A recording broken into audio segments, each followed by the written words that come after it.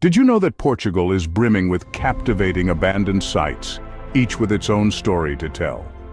Join us as we uncover 14 of these remarkable locations, some shrouded in mystery, and others holding the promise of a second life. Monte Palace.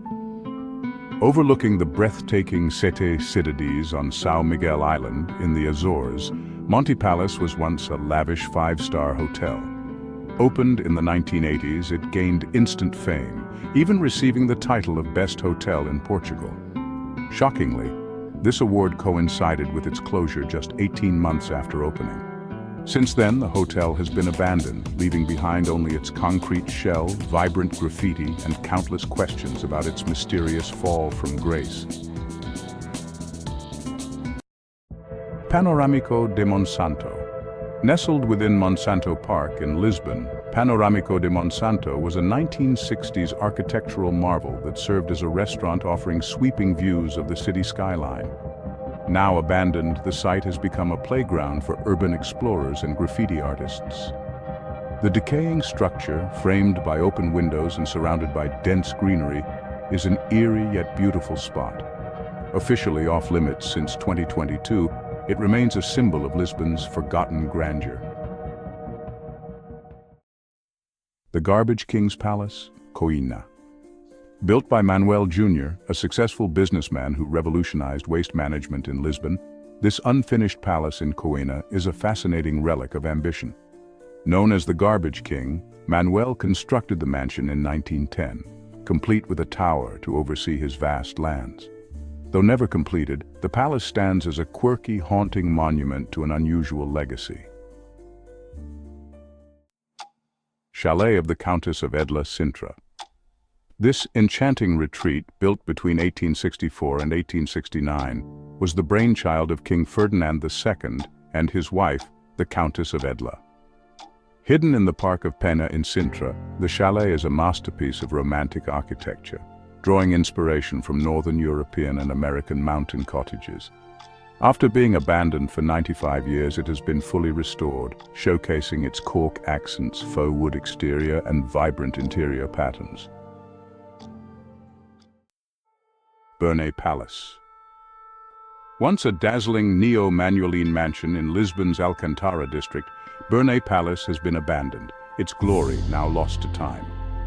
Built in the 18th century and later used by a local university, the palace boasts intricate architectural details, including an awe-inspiring multi-level entrance.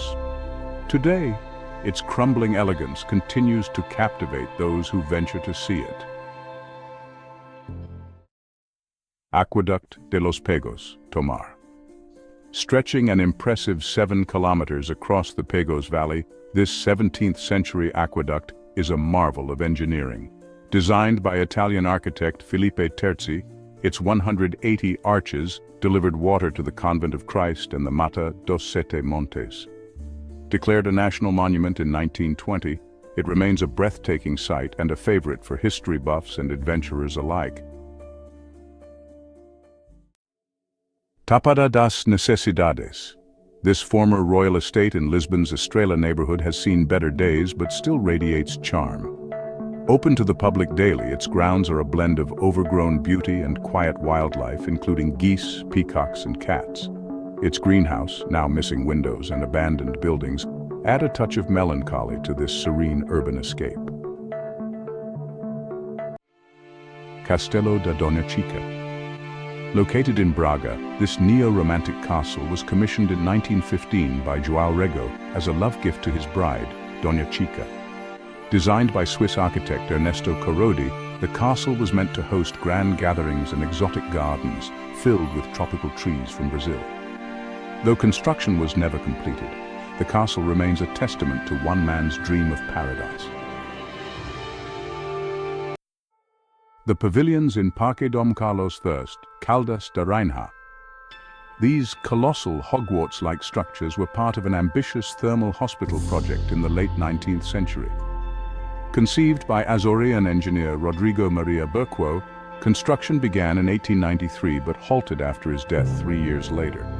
Nestled near a picturesque lake, The pavilions now stand as ghostly monuments to an unfulfilled vision.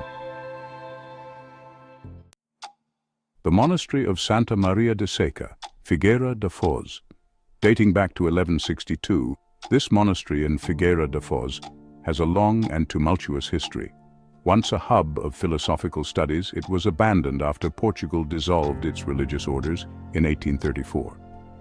It later served as a rice-peeling factory in the early 20th century before falling into ruins. The good news is, there are efforts underway to restore this beauty and return this once great monastery to its former glory. Quinta das Aguias. Tucked between Lisbon's Alcantara and Belém neighborhoods, this 18th century mansion, also known as the Manor of Eagles, is now a decaying relic. Originally owned by statesman Dom Diogo de Mendonça Corte Real, its grandeur faded after leaving the family in 1841. Despite its disrepair, the estate's history and architecture continue to fascinate. São Francisco do Monte Convent, Viana do Castelo. Hidden in the forest near Viana do Castelo, this 14th century convent was one of Portugal's earliest Franciscan orders.